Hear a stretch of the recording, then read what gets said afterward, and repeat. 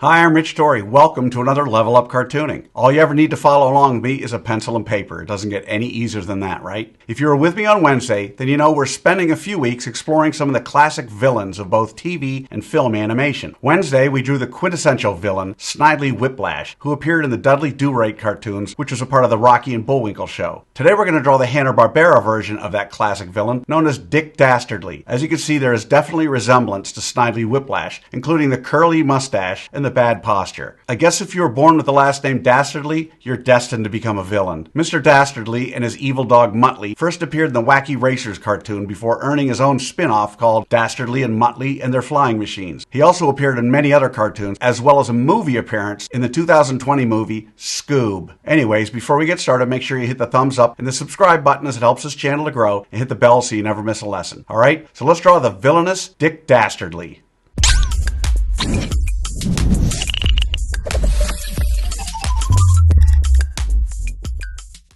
We're going to draw Dick Dastardly step by step, giving you the secret formula to be able to draw him again and again. If you've watched any of my other videos, you know I normally use the character's head to figure out how big the entire character is. In this drawing, Dick Dastardly is roughly 2 heads tall. In other words, however tall his head is, his entire body is about 2 of those, not counting his big puffy hat. Alright, so let's start with a roadmap for Dick Dastardly.